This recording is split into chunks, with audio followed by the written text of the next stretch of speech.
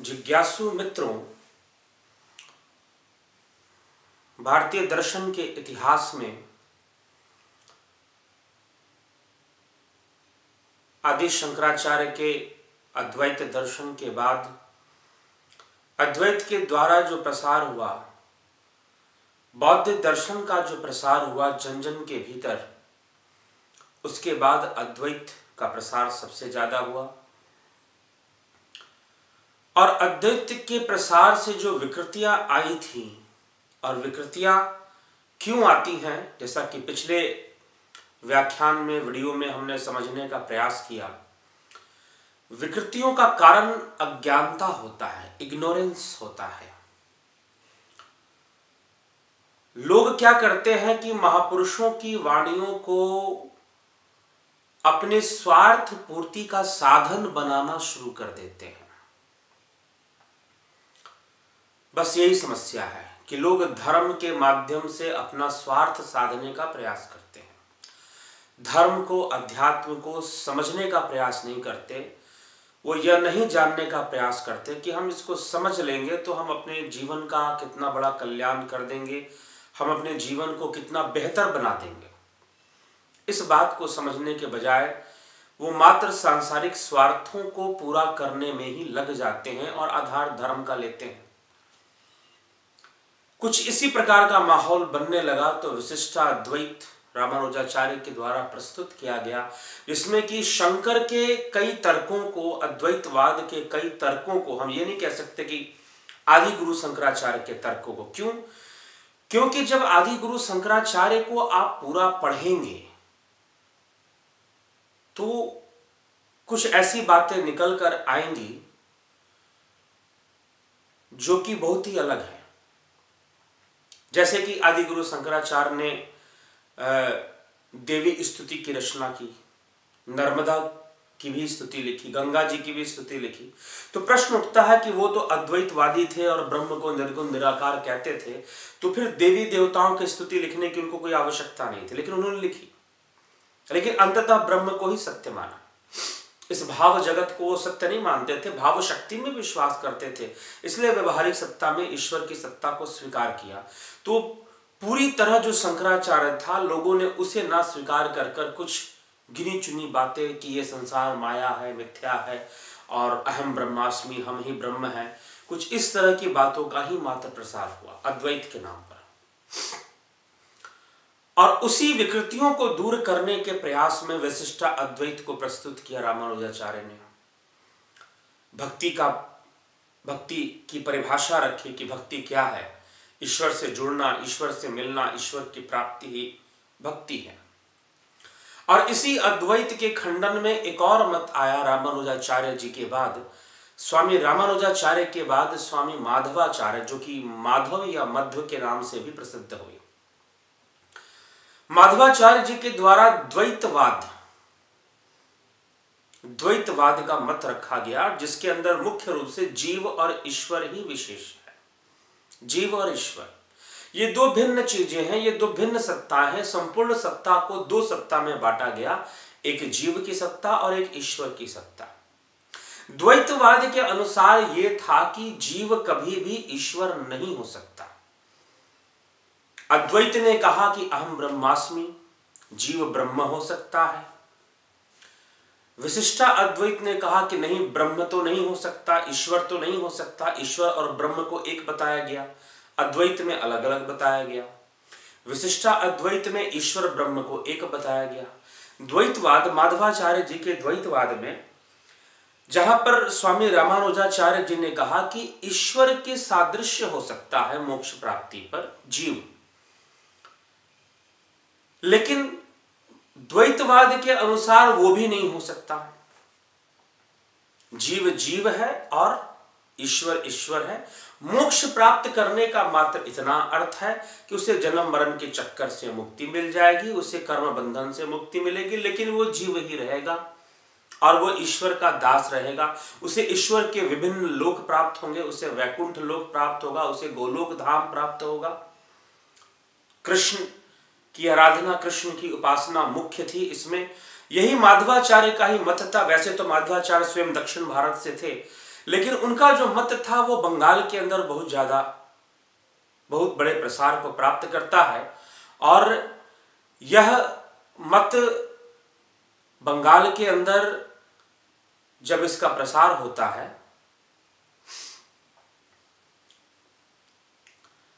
तो गौड़िया मठ के नाम से जाना जाता है। गौड़िया मठ के नाम से यह विकसित होता है और इसी मठ के अंदर श्री कृष्ण चैतन्य भारती अर्थात चैतन्य महाप्रभु का भी प्रादुर्भाव होता है। वो भी अपने धर्म प्रचार को इसी मठ का आधार लेकर करते हैं। तो अब द्वैतवाद आया, ईश्वर और जीव की धारणा, जीव जीव है, ईश्वर ईश्वर है, दोनों कभी एक नहीं हो सकते हैं। और जीव को चाहिए कि वो ईश्वर की भक्ति करे, ईश्वर की आराधना करे, ईश्वर में इससे प्रार्थना करे, उसे प्रसन्न करे, उसका गुणगान करे, उसके नाम की महिमा करे। तो इस तरह की बातें वहाँ पर मिलती हैं और उसका विस्तार होता है उन तथ्यों का। और जीव जीव है, उसे भक्ति करनी चाहिए।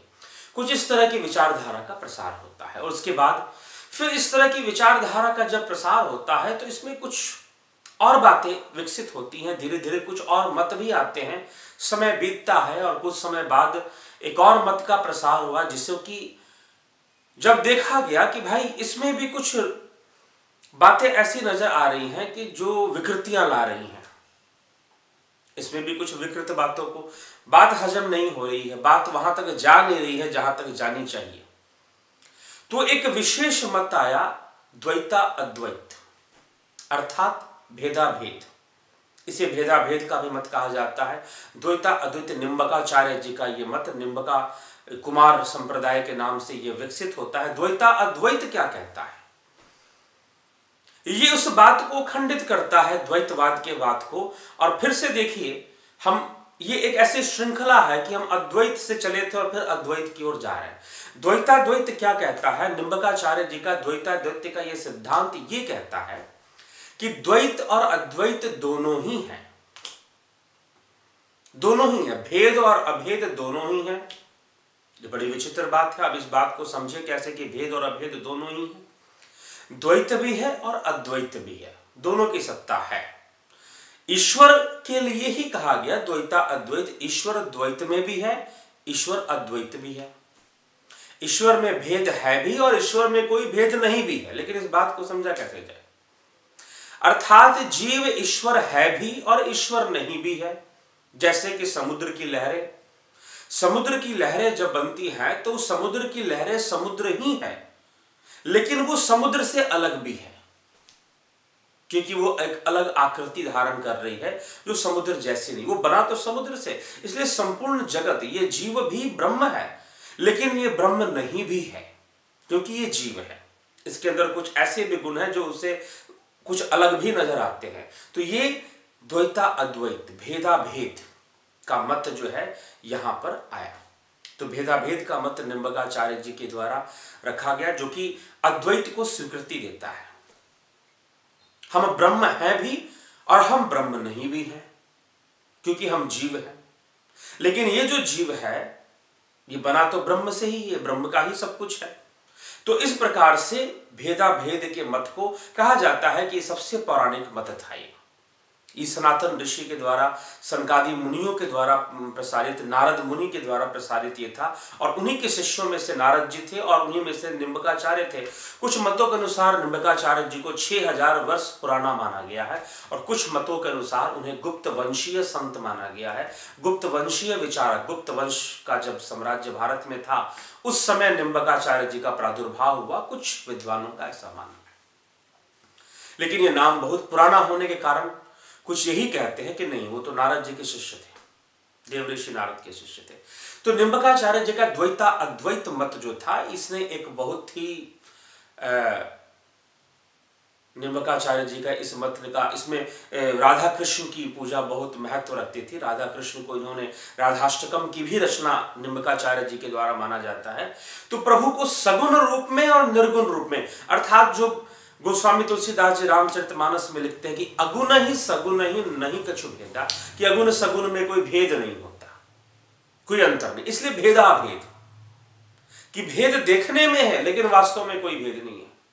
तो जीव और ब्रह्म में भेद नहीं है और भेद है भी, दोनों को स्वीकृति दिया गया कि भेद नहीं भी है, वो जीव है इसलिए, लेकिन वो ब्रह्म ही है। जैसे समुद्र और लहर में कोई भेद नहीं है, लेकिन भेद है भी। तो कुछ इस प्रकार की बातें को स्वीकृति दी गई और ज्यादा सटीक बातें थी और लोगों ने इसको स्वीकार किया और बहुत बड़ा संप्रदाय इसके माध्यम से चला। और आज भी निम्बकाचार्य जी के जो अनुयायी हैं, जो फॉलोअर हैं, बहुत बड़े बड़े संगठन जो है उनको मानने वाले हैं, उनके उस पर चलने वाले, द्वैताद्वैत भेदा भेद के मार्ग पर चलने वाले हैं। और इसी प्रकार से दर्शन का ये विषय और आगे बढ़ता है और फिर आता है एक महान क्रांतिकारी संत हुए वल्लभाचार्य जी, जिनके शिष्य हुए सूरदास जी।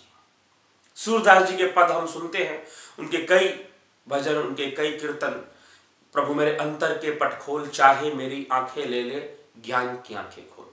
इस मत को, जो वल्लभाचार्य जी का मत था, जो दर्शन था, उसे शुद्ध अद्वैत कहा गया। शुद्ध अद्वैत। शुद्ध अद्वैत क्यों? एक अद्वैत था आदि गुरु शंकराचार्य का, और एक अद्वैत ये लगभग आपको 13वीं से 15वीं सदी के उसमें आता है, ईसा के बाद, ईसा के पहले नहीं, ईसा पूर्व नहीं, ईसा के बाद। तो इस मत की विशेषता ये शुद्ध अद्वैत नाम से प्रसिद्ध हुआ। एक था अद्वैत, आदि गुरु शंकराचार्य ने जो रखा, अद्वैत मत को रखा, उसमें 3 सत्ताएं बताई, पारमार्थिक सत्ता, प्रतिभाषिक सत्ता और व्यवहारिक सत्ता का वर्णन किया। एक जो है शुद्ध अद्वैत वल्लभाचार्य जी के द्वारा प्रस्तुत किया गया। अब ये शुद्ध अद्वैत क्या है भाई? अंतर क्या है उस अद्वैत में? देखिए, अद्वैत से चले, अद्वैत का फिर खंडन हुआ, विशिष्टा अद्वैत में थोड़ी सी बातों की आलोचना हुई, और फिर जो है जाकर उसमें और सुधार लाते हुए माधवाचार्य ने द्वैत को रखा। द्वैत में फिर विकृतियां महसूस हुई। महापुरुष जैसे जैसे आए और जो जो सामने उनको दिखाई दिया, उन्होंने उसको सुधारने का प्रयास किया। ये धर्म सुधार का आंदोलन है।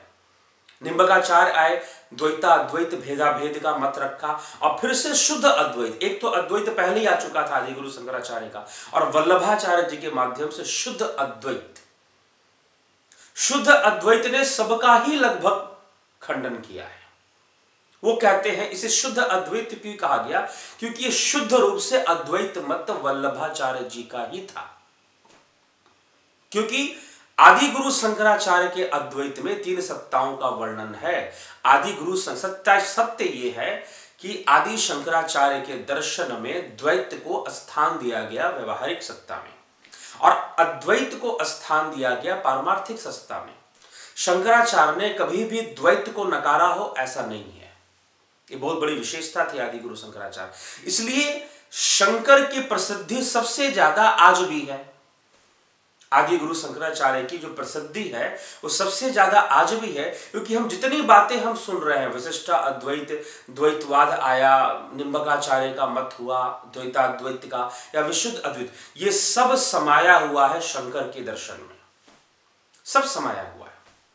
अगर आप आदि शंकराचार्य को पूर्णतः पढ़ेंगे तो आपको लगेगा सारी बात तो उसमें लिखी हुई है, ऐसी बात नहीं कि नहीं लिखी हुई है।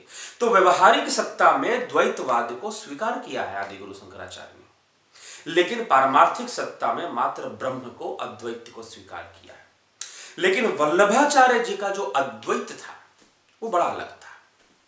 अलग कैसे था? वो भी अद्वैत था, वो भी एक ही ईश्वर को मानता है, लेकिन वो सगुण को भी मानता है, निर्गुण को भी मानता है। वो ये नहीं कहता कि जीव ब्रह्म से अलग है, वो सबको ब्रह्म मानता है। स्थूल जगत है, वो माया की भी सत्ता को नहीं मानता।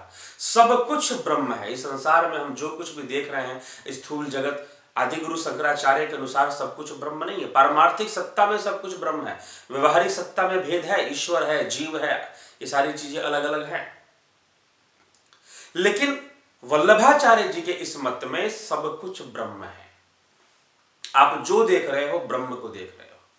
आपकी दृष्टि ऐसी होनी चाहिए कि आप प्रत्येक वस्तु को देखो तो आपको उसमें ब्रह्म ही नजर आए, आपको ईश्वर ही दिखाई दे। प्रत्येक वस्तु ही ईश्वर है अपने आप में, और ईश्वर के अलावा कुछ है ही नहीं।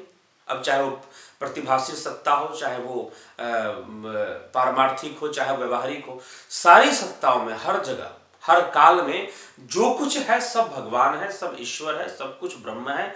और ईश्वर ब्रह्म को एक ही बताया गया वहां पर भी, और सब कुछ को ब्रह्म माना गया। माया की कोई सत्ता नहीं है। अद्वैत मत में तो माया की सत्ता का बखान है, लेकिन कोई माया की सत्ता नहीं, कुछ भी नहीं है। माया भी है तो वो भी ब्रह्म है, सब कुछ ही ईश्वरमय है, सबको ही ईश्वर, शुद्ध अद्वैत, इसलिए इसे कहा गया शुद्ध अद्वैत। ये शुद्ध अद्वैत इसलिए क्योंकि मात्र अद्वैत को ही एक ही ब्रह्म है और वो सब जगह है, जो कुछ भी है वही ब्रह्म का रूप है। प्रत्येक वस्तु ब्रह्म का रूप है, प्रत्येक व्यक्ति ब्रह्म का रूप है, प्रत्येक पशु जीव ब्रह्म का रूप है, प्रत्येक पक्षी ब्रह्म का रूप है, पहाड़ नदियां सब कुछ ब्रह्म का ही रूप है और सब कुछ ब्रह्म ही है। कुछ इस तरह की व्याख्या शुद्ध अद्वैत में पाई जाती है, इसलिए इसे शुद्ध अद्वैत, बिल्कुल शुद्ध अद्वैत कहा गया। इसमें कोई सत्ता का वर्णन नहीं कि पारमार्थिक सत्ता में अद्वैत है, फिर व्यवहारिक सत्ता में द्वैत है, ऐसा कोई वर्णन नहीं मिलता। इसे तो शुद्ध रूप से अद्वैत के रूप में इसे स्वीकार किया गया और प्रत्येक वस्तु को ही ब्रह्म कहा गया। सब कुछ ब्रह्म है, धरती आकाश सूर्य चंद्र तारे ये सब कुछ ही ब्रह्म है, नदी नाले जल पर्वत समुद्र सब कुछ ब्रह्म है, जो भी देख रहे हैं वो ब्रह्म है। कुछ इस तरह की विचारधारा जो है शुद्ध अद्वैत के अंदर रखी गई, बताई गई।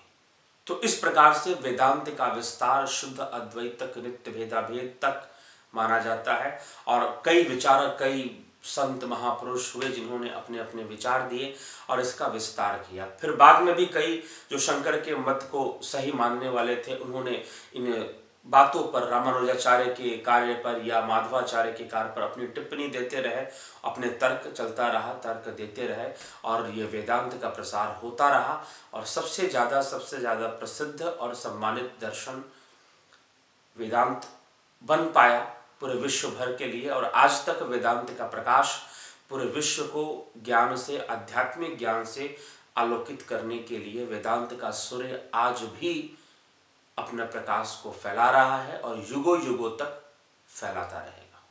धन्यवाद।